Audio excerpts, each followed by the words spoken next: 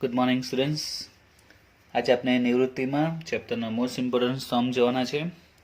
Page number 271, દાખલા number 14 સ્વાધ્યાયમાં 271 પર 14મો દાખલો છે. ચિરાગ, જીગર અને કેશવ 3:2:1 પ્રમાણમાં નફો નુકસાન વેચે છે. એમનું પાકું સર્વે આપેલું છે. મૂડી અનામત લેણદારો અને આ બાજુ મિલકતો આપેલી છે. તારીખ 31/3/16 રોજ કેશવ નિવૃત્ત થાય છે. કેશવ નિવૃત્તિ વખતે નક્કી થયેલી શરતો નીચે પ્રમાણે છે. જમીન મકાનની કિંમત 20% વધારવી, યંત્રની કિંમત 90% સુધી ઘટાડવી, રોકાણની બજાર કિંમત ચોપડાના 150% છે, દેવાડા પર 5% કારખાનામાંથી ઘટાડો કરવાનો છે, પેઢીની પાઘડી 36,000, એક કર્મચારીને 2,000 પગાર ચૂકવવાનો બાકી છે. તો 1 થી લઈને 6 વાળા જે નોર્મલી પ્રવેશ નિવૃત્તિમાં વારંવાર આવી ગયા એ જ છે. તો મેન જે પોઈન્ટ છે એ છે હવાલા નંબર 7. બાકી 1 થી 6 વાળા નોર્મલી જે દરેક દાખલામાં આવી ગયા એ સ્વરૂપના જ છે. 7મા હવાલામાં શું કીધું છે તે જો. ચિરાગ અને જીગર એટલી રોકડ પેઢીમાં લાવશે કે જેથી કેશવની લેની રકમ ચૂકવાઈ જાય અને પેઢીમાં 14,000 કાર્યશીલ મૂડી માટે શિલ્લક રહે અને નવી પેઢીમાં નવી મૂડી તેમના નવા પ્રમાણમાં રહે. નવી પેઢીમાં નવી મૂડી તેમના નવા પ્રમાણમાં રહે. આ પોઈન્ટ આપેલો છે. એટલે આવી સિચ્યુએશનમાં આપણે શું શોધવાની? નવી કુલ મૂડી પહેલાં શોધી નાખવાની, નવા પ્રમાણમાં વેચી દેવાની. બરાબર છે. છેલ્લા 4-5 દાખલાથી આ રીતનો પોઈન્ટ આવે જ છે. નવી પેઢીમાં નવી મૂડી નવા પ્રમાણમાં રાખવાની જ. પણ એમાં બીજો એક નવો પોઈન્ટ ઉમેર્યો, 14,000 કાર્યશીલ મૂડી માટે શિલ્લક રહે. તો આપણે 14,000 કાર્યશીલ શિલ્લક રહે, નવી મૂડી નવા પ્રમાણ કઈ રીતે રહેશે? જ્યારે હવાલો આવશે એટલે કે મૂડી ખાતા બંધ કરીશું ત્યારે આપણે આનો વિચાર કરીશું. તો પહેલાં આપણે જે જરૂરી ગણતરી છે પાઘડી લાભની અને આ 6 વાલાની, એની એન્ટ્રી પહેલાં આપી દઈએ. તો ચલો સૌથી પહેલાં વાત કરીએ, લાભ અને નવું પ્રમાણ બંને શોધવું પડશે કારણ કે નવા પ્રમાણમાં મૂડી રાખવાની છે. જૂનું પ્રમાણ છે 3:2:1, જેમાંથી કેશવ નિવૃત્ત થયો છે. હવે નવા પ્રમાણ કે લાભ વિશે અંદર દાખલામાં કોઈ માહિતી આપી નથી. તમે જોઈ આખી રકમમાં આપણે કશું લખ્યું નથી કે આ લાભ છે, આ પ્રમાણમાં આપવાનો છે, આટલો હિસ્સો આપવાનો, એવી કોઈ માહિતી તમને જોવા મળતી નથી. જો કોઈ માહિતી નહીં આપે દાખલો એકદમ સિમ્પલ થઈ જાય. લાભ અને નવું પ્રમાણ શોધવાનું. તો કેશવ નિવૃત્ત થાય છે, કોઈ માહિતી આપી નથી. તો ચિરાગ અને જીગરનું નવું પ્રમાણ અને લાભનું પ્રમાણ કયું કહેવાશે? આ 3:2 છે તે જ. લાભનું પણ આ જ અને નવું પણ આ જ કહેવાશે. બરાબર છે. કયું? 3:2. લાભનું પ્રમાણ પણ 3:2, નવું પ્રમાણ પણ 3:2. સિમ્પલ છે ગણતરી. હવે પેઢીની પાઘડી, તેમાં બી નોર્મલ જે પોઈન્ટ છે તે જ છે. પેઢીની પાઘડી આપેલી છે 36,000. બરાબર છે. તો એમાંથી આપણે નિવૃત્ત ભાગીદાર કોણ છે? કેશવ. એના ભાગની પાઘડી શોધી નાખી. 36,000 ગુણ્યા એનો હિસ્સો કેટલા આવશે? 1/6 એટલે 6,000. અને આપણે એને વેચી દીધી. ચાલુ ભાગીદાર ઉધાર, ચિરાગ જીગર ઉધાર, 3:2 વેચી દીધા 6,000 ને, અને કેશવ જમા. ઓકે. હવે ખાતામાં જે એન્ટ્રી છે એ જોઈએ આપણે. તો 1 થી 6 વાળા સિમ્પલ જ છે, એની એન્ટ્રી ઓલરેડી આપી દીધી છે. તેમ છતાં આપણે એકવાર જોઈ લઈએ ફટાફટ બધી એન્ટ્રી. સૌથી પહેલાં તો આપણે મૂડીની બાકી લખીશું. 30,000, 20,000, 10,000 આ મૂડીની બાકી લખી. ત્યાર પછી આ રોકડની બાકી 2,000. એના પછી આપણે અનામતો વેચીએ તો એક જ અનામત છે, સામાન્ય અનામત, જેને લગતો હવાલો આવતો નથી. તો આ 6,000 ને 3:2:1 વેચી દઈએ. 3,000, 2,000, 1,000. ત્યાં ભાઈ પાઘડી કે અવાસ્તવિક મિલકત, અહીંયા કોઈ આપ્યું નથી પાઘડી, નથી અવાસ્તવિક મિલકત તરીકે જ્યારે ઝુંબેશ કે સંશોધન ખર્ચ નથી આપ્યો એટલે વેચવાનો આવશે નહીં. હવાલા સ્ટાર્ટ કરીએ. તો જમીન મકાનની કિંમત 20%થી વધારે, એટલે કે 20% વધારવાના. થી શબ્દ આપેલો છે. થી ને સુધી ખાસ ધ્યાન રાખજો, વારંવાર આવી ગયો છે. તો જમીન મકાન કેટલા છે? 50,000. તો 50,000 20% કેટલા થાય? 10,000. એટલે 10,000 શું છે? આપણે વધારવાના છે. બરાબર છે. 20%થી વધારી એટલે 20% વધારો. તો 50,000 20% વધારી દો. તો 50,000 20% જોયા 10,000, 10,000 વધારવાના જ એટલે 60,000. 10,000 વધારે આપણે ફાયદો, એટલે જમીન મકાન પૂર્ણ મૂલ્યાંકન ખાતે 10,000. ઓકે. ત્યાં ભાઈ યંત્રની કિંમત 90% સુધી ગણવી. તમે સમજાવજો, જ્યાં બી સુધી આવે એટલે હંમેશા શું કહેવાય? એની નવી કિંમત કહેવાય. 90% આવે સુધી શબ્દ દેખાય એટલે નવી કિંમત. તો યંત્રની નવી કિંમત કેટલી? 20,000 છે, એના 90%. એટલે એની નવી કિંમત કેટલી થઈ ગઈ? 18,000 થઈ ગઈ. નવી કિંમત કેટલી થઈ ગઈ? 18,000. તો 20 છે, નવી કિંમત 18. 20 નવી કિંમત 18 એટલે 2,000નો ઘટાડો. ઘટાડો એટલે નુકસાન. પૂર્ણ મૂલ્યાંકન ઉધાર, યંત્ર ખાતે 2,000. ત્યારબાદ રોકાણોની બજાર કિંમત ચોપડે કિંમતના 150% છે. એની બજાર કિંમત કેટલી છે? ચોપડે કિંમતના 150%. ચોપડામાં કિંમત એટલે કે પાકા સરવાળામાં કિંમત એ કેટલા છે? 10,000. એના 150% કરો. 10,000ના 150% તો કેટલા થાય? 15,000. ફરીથી રોકાણોની બજાર કિંમત ચોપડા કિંમતના 150% છે. રોકાણોની બજાર કિંમત ચોપડે કિંમતના 150% છે. તો એની બજાર કિંમત શોધવી હોય તો ચોપડા કિંમતના 150%. ચોપડે કિંમત કેટલી છે? 10,000. 10,000 150% કરો એટલે કેટલા આવે?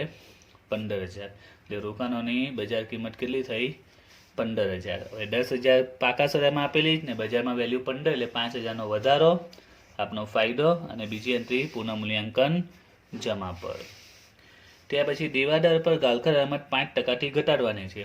તો આમાં ઠી શબ્દ આપેલો છે.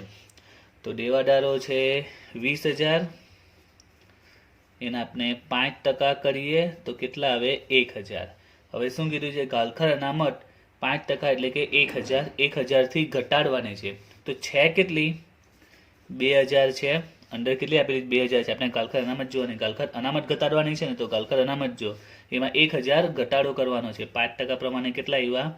1,000. 1,000 ઘટાડવાની છે. તો અંદર ગાલખર અનામત 2,000 આપેલી છે, એમાં 1,000 તમે ઘટાડી નાખો તો કેટલી ગાલખર અનામત આવે? 1,000 આવશે. આ કઈ કહેવાશે? નવી ગાલખર અનામત. ફરીથી જો ગાલખર અનામતનો પોઈન્ટ અગાઉ આઈ થિંક વધારાવાળો પોઈન્ટ આપેલો છે. અહીંયા લખે કે 5%થી વધારવાની છે. અગાઉ આ પોઈન્ટ આવી ગયો છે. તો તમારે 5,000 1,000 પ્લસ કરી દેવાના, જે આવે તે નવી કહેવાય. બરાબર. ફરીથી જો દેવાદાર પર ગાલખર અનામત 5%થી ઘટાડવાની. દેવાદારો 20,000 છે. 20,000ના 5% કરો તો 1,000 આવે અને 1,000થી ઘટાડવાની છે. એટલે 1,000 રૂપિયા ઘટાડી દો. કેમાં? ગાલખર અનામતમાં. તો ગાલખર અનામત 2,000 છે, એમાંથી 1,000 ઘટાડી દો તો કેટલા વધે? 1,000. એ નવી ગાલખર અનામત કહેવાય. તેની એન્ટ્રી આપી દઈએ. ગાલખર અનામત નવી કેટલી? 1,000 એટલે 12 આવશે 19,000. અને બીજી એન્ટ્રી નવી માઇનસ જૂની, તો નવી 1,000 અને જૂની અંદર આપેલી છે 2,000. તો જવાબ કેમાં જશે? માઇનસમાં. તો આપણે એને સામે બાજુ લઈ જઈશું. ત્યાર પછી છઠ્ઠો હવાલો એ પણ સિમ્પલ છે. પાંચમો હવાલો, પેઢીની પાઘડી 36 નક્કી થઈ. તો એને તો આપણે જે આમનોંધ કરી છે એને ખટવણી કરી દેવાની. ચિરાગ જીગર ઉધાર અને કેશવ જમા. ચિરાગ જીગરના ખાતામાં ઉધાર પર અને કેશવના ખાતામાં જમા પર જે ખટવણી કરીએ તે રીતે ખટવણી આવશે. અને ત્યાર પછી છેલ્લો હવાલો છે, હવાલા નંબર 6. એક કર્મચારીને 2,000 પગાર ચૂકવવાનો બાકી છે. તો આપણે આવડે છે પગાર ચૂકવવાનો બાકી, આપનું દેવું એટલે મૂડી દેવા પર. અને બીજી એન્ટ્રી કા આવશે? ચૂકવવાનો બાકી પુનઃમૂલ્યાંકન ઉધાર પર. ઓકે. તો 1 થી 6 હવાલા સિમ્પલ હતા, એની એન્ટ્રી આપણે આપી દીધી. સાતમો હવાલો તે મૂડી સાથે સંકળાયેલો છે, એટલે મૂડી ખાતા બંધ કરીશું ત્યારે એની એન્ટ્રી આવશે. તો આપણે મૂડી ખાતા બંધ કરવાના છે, એટલે હવે ખાતા એન્ટ્રી ચાલુ કરી નાખીએ, ખાતા ક્લોઝ કરવાની. સૌથી પહેલાં જોઈએ પાકા શેરમાં કઈ વિગત બાકી બચી છે. તો પાકા શેરમાં મૂડી દેવા બાજુ એક લેન્ડારો બાકી બચ્યા છે 44,000. જ્યારે મિલકત સાઈડ જોઈએ તો જમીન આવી ગઈ, યંત્ર આવી ગયો, રોકાણો આવી ગયો, સ્ટોક બાકી બતાવે છે, દેવાદાર આવી ગયા. એટલે ફક્ત સ્ટોક બાકી, આપણે સ્ટોક લખી દીધો 10,000. ઓકે. તો જે બાકી હતી વિગત લેન્ડાર અને સ્ટોક લખી દીધા. હવે ખાતા બંધ કરીએ આપણે.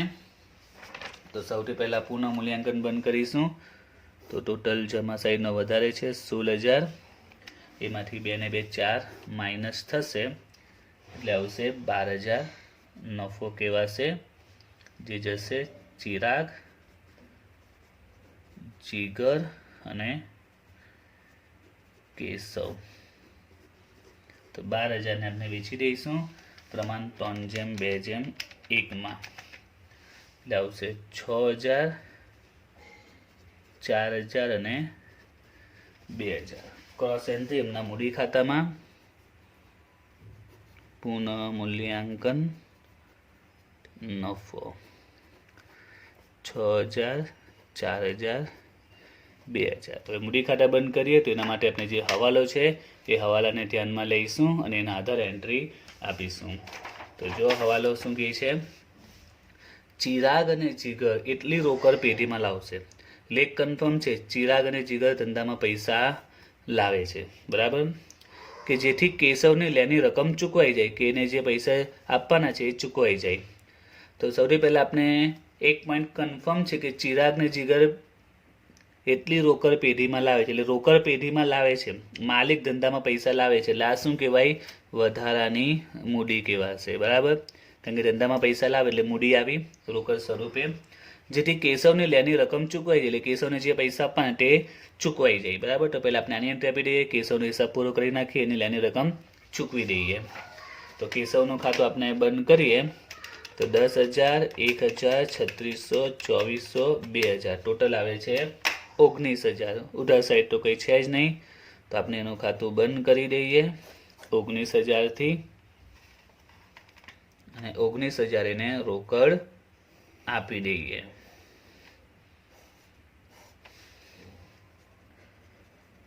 રોકડ ખાતે 19,000 ક્રોસ એન્ટ્રી રોકડ ખાતામાં કેશવ ખાતે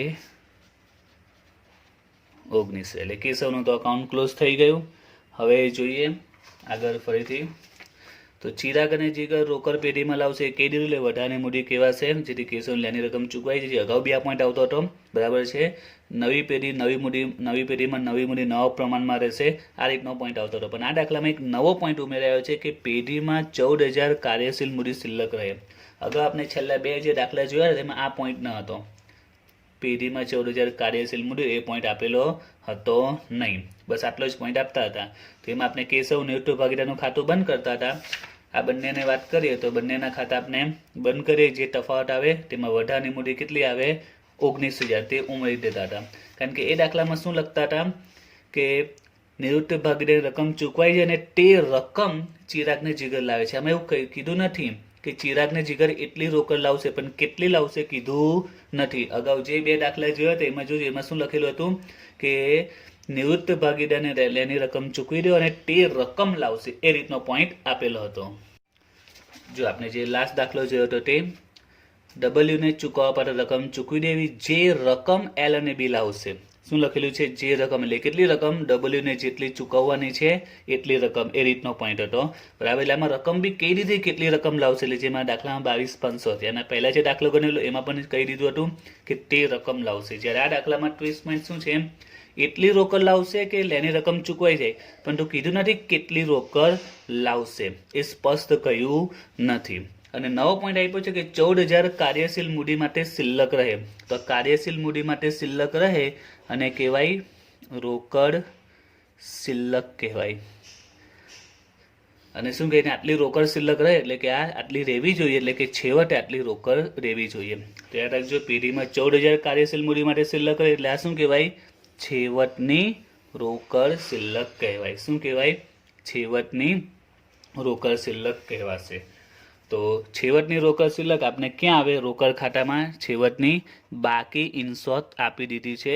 કેટલી આપી દીધી છે? એ છે 14,000 છેવટની રોકડ શિલ્લક, છેવટની બાકી 14,000 આપી દીધી છે. બરાબર, ફરીથી પહેલાં આપણે કેશવનો હિસાબ પૂરો કરી નાખ્યો, એનો અકાઉન્ટ ક્લોઝ કરી દીધું, 19 આવ્યા, અને દરેકની 2 એન્ટ્રી આપેલી, આપણે બીજી એન્ટ્રી આપી જ દેવાની, બાકી રાખવાની તો ભૂલી જવાય. દરેકની 2 એન્ટ્રી એટલે બીજી એન્ટ્રી ક્રોસ કરી જ દેવાની. ત્યાં પછી બીજું આપ્યું કે 14,000 કાર્યશીલ મૂડી માટે શિલ્લક રહે, એટલે કે 14,000 છેવટની રોકડ કહેવાય. કાર્યશીલ મૂડી માટે શિલ્લક રહે એટલે શું કહેવાય? છેવટની રોકડ શિલ્લક કહેવાય. 14,000 તે આપણે બહાર લઈ ગયા, લખેલું 14,000, અને આ બાકી કાં જાય? પાકા સરવૈયામાં જાય, એટલે સાથે સાથે પાકા સરવૈયામાં પણ લખી દેવો 14,000, કારણ કે પાકા સરવૈયામાં પાછળથી ભાઈ એન્ટ્રી રહી જાય એટલે સાથે ડબલ એન્ટ્રી આપી દેવાની. હવે સવાલ છે કે નવી પેઢીમાં નવી મૂડી તેમના નવા પ્રમાણમાં રહે. તો આપણે નવી મૂડી શોધીએ, એ લોકોની નવી મૂડી જે રીતે શોધતા તે રીતે બંનેનું ખાતું બંધ કરીએ, એટલે કે એમની કુલ મૂડી, એટલે જે નવી મૂડી આવે તે. તો પહેલાં આપણે ચિરાગનું ખાતું બંધ કરીએ, ત્યાર પછી જીગરનું. તો ચિરાગના ખાતામાં જોઈએ 30,000, 3,000, 6, 39,000, અને આ બાજુ 3600 છે. 40,000 ને 3600 તો આવશે 35,400. એ જ રીતે જીગરમાં જોઈએ તો 22 ને 4 26, 26 ને આ બાજુ 2400, 26,000 માઇનસ 2400 એટલે આવશે 23,600. તો આ કુલ મૂડી થઈ એમને નવા પ્રમાણમાં 3/2 વેચી દઈશું. પરંતુ અહીંયા કીધેલું છે કે રોકડ પેઢીમાં લાવે છે એટલે એ લોકોની બીજી વધારાની મૂડી આવવાની કન્ફર્મ. બરાબર, વધારાની મૂડી આવશે. હવે સવાલ એ છે કે અગાઉના દાખલામાં જેમ કે આ દાખલો જોયો હતો એમાં આપણે વધારાની મૂડી કેટલી લીધેલી? ડબલ્યુને ચૂકવવા પાત્ર રકમ ચૂકવી દેવી. જે રકમ તમારે સ્પષ્ટ લખેલું જ છે કે આ ડબલ્યુ જે 90% જેટલી રકમ ચૂકવી છે એ લાવે છે, એમાં સ્પષ્ટ કહી દીધું હતું. બરાબર છે, પરંતુ આ દાખલામાં કીધું નથી. ફક્ત એવું કીધું છે ચિરાગ જીગર એટલી રોકડ લાવશે, પણ કેટલી લાવશે એની માહિતી આપી નથી કે કેટલી રોકડ લાવશે. તો 30 પોઈન્ટ એ જ છે કે દાખલામાં કહ્યું નથી કેટલી રોકડ લાવશે. જેટલી રોકડ લાવે તે અહીંયા આપણે લખી દઈએ એટલે એ લોકોની કુલ મૂડી આપણે મળી જાય. તો હવે કઈ રીતે મળશે કેટલી રોકડ લાવે છે? તો એ આપણે કઈ રીતે મળશે? તો એનો પણ સિમ્પલ પોઈન્ટ છે. ધંધામાં ભાગીદાર રોકડ લાવે તો કન્ફર્મ છે. જો ધંધામાં રોકડ આવે તો એની આમનોંધ શું થાય? રોકડ આવે તો રોકડ ખાતે ઉધાર, અને જે પણ ભાગીદાર લાવે એ ભાગીદારના ખાતે જમા. આ સિમ્પલ આમનોંધ થાય. અને ખટવણી જો કરવી હોય તો રોકડ ખાતામાં કા આવે? ઉધાર બાજુ આવશે. રોકડ ખાતામાં ઉધાર બાજુ. હવે એક પોઈન્ટ છે, રોકડ ખાતામાં છેવટની બાકી તો મળી જ ગઈ છે ને. કેટલી? 14,000. 14,000 છેવટની બાકી આપણે મળી ગઈ છે. તો હવે ખાતું બંધ કરતે જે છેવટની બાકી આવે તે ઓલરેડી આપણે મળી જ ગઈ છે. તો ખાતામાં જો હજુ તફાવત આવે છે 19,000 ને 14,000, આ બાજુનો ટોટલ આવે છે 33,000. એમાંથી 2,000 માઇનસ કરીએ તો હજુ તફાવત કેટલો છે? 33માંથી 2 માઇનસ કરીએ તો 31,000. તો 31,000 ઉધાર બાજુ તફાવત બતાવે છે. ફરીથી જો છેવટની રોકડ તો આપણે મળી જ ગઈ છે 14,000, તો ખાતું બેલેન્સ થવું જોઈએ ને. તો ખાતામાં તફાવત આવે છે 31,000, તો 31,000 ઉધાર પર આવે છે. બરાબર છે ને, ઉધાર પર આવે એટલે રોકડ આવી હશે. ને આપણે ધંધામાં રોકડ કોણ લાવે છે? ચિરાગ ને જીગર પૈસા લાવે છે. કેટલા લાવે ખબર નથી, તો ખ્યાલ આવી જવો જોઈએ કે ચિરાગ ને જીગર કેટલા રૂપિયા લાવે છે? બંને મળીને 31,000 લાવતા હોવા જોઈએ. કારણ કે એ લોકો જે બી રોકડ લાવશે રોકડ ખાતામાં કા જશે? ઉધાર પર, અને ઉધાર પર રોકડ ખાતામાં તફાવત આવે છે 31નો. એનો મિનિંગ થયો કે લોકો કેટલી રોકડ લાવશે? 31,000 લાવશે. એમ પણ આપણે જે અગાઉ દાખલા ગઈના, જેમ કે આ LBW ગણેલો તે, એમાં રોકડ લાવે છે ને ક્રોસ એન્ટ્રી રોકડ ખાતામાં કા થાય છે? ઉધાર પર જ થાય છે. એમાં મૂડી ખાતામાંથી મળતી હતી રકમ. બરાબર છે કે આટલી રોકડ એ લોકો લાવે છે. બરાબર છે, તો અહીંયા આપણે જે રોકડ લાવે તે અહીંયા લખી દીધા હતા. જ્યારે આ દાખલામાં એ રકમ આપણે પહેલેથી જ ખબર પડી ગઈ છે, કારણ કે છેવટની રોકડ શિલ્લક આપી દીધી છે. તો ઉધાર બાજુ જે તફાવત આવે છે 31 એટલી રોકડ એ લોકો લાવ્યા હોવા જોઈએ. એટલે આના પરથી ખબર પડે કેટલી રોકડ લાવે છે એ લોકો? 31,000. કાઉન્સમાં લખી દઈએ કે આ રકમ કાથી આવી? તો રોકડ ખાતાનો તફાવત, એમાંથી આ રકમ મળી છે. તો હવે જો એ લોકોની મૂડી કેટલી થશે? 35,400, 23,600 ને 31,000, એટલે કે 90,000. આ એ લોકોની નવી મૂડી, જે આપણે એને નવા પ્રમાણમાં વેચીશું. ચિરાગ અને જીગર કેટલી મૂડી ટોટલ? 90,000. તો એમનું નવું પ્રમાણ કયું છે? એલું 3/2 વેચીએ, 3 પંચમાંશ અને 2 પંચમાંશ, તો આવશે 54,000 અને અહીંયા આવશે 36,000. તો મેઇન પોઈન્ટ આ સમજવાનો હતો કે વધારાની મૂડી કાથી મળી? રોકડ ખાતાના તફાવતમાં. જો દાખલામાં કીધું હતું કે એ જ રકમ લાવે એટલે કે 90 ચૂકવાય તે લઈ લેવાની, પણ દાખલામાં નહીં કીધું કેટલી રોકડ લાવે તો શું કરવાનું? રોકડ ખાતું બંધ કરવાનું. એમાં છેવટની રોકડ આપી દીધી હશે ને જે તફાવત આવે એટલી રકમ એ લોકો લાવશે. તો એમને મૂડી મળી ગઈ. તો પાકા સમમાં હવે જેમ એન્ટ્રી આપે તે આપી દઈશું. બાકી આગળ લઈ ગયા 54,000 અને 36,000. હવે એમનું ખાતું બંધ કરીએ, જે તફાવત આવે તે રોકડ ખાતે લઈ જઈશું. 54 ને 3 57,600, એ માઇનસ કરીએ. 57,600 માંથી 33 ને 6 તો આવે છે 18,600. જે જશે રોકડ લાવે તે રોકડ ખાતે. એ જ રીતે જીગરનું 36 ને 2 38,400 માઇનસ કરીએ. 22,4 12,400. ક્રોસ એન્ટ્રી રોકડમાં ચિરાગ અને જીગર. તો ચિરાગ કેટલી લાવે છે?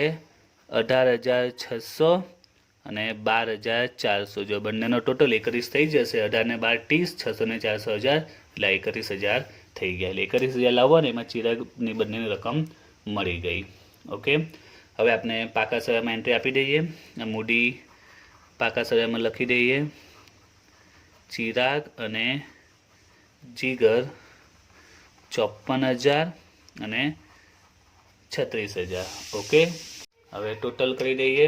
54,000, 36,000, 2,000, 44,000, ટોટલ 1,36,000 ને આ બાજુ 60,000, 18,000, 15,000, 19,000, 10,000 ને 14,000. 1,36,000. ઓકે.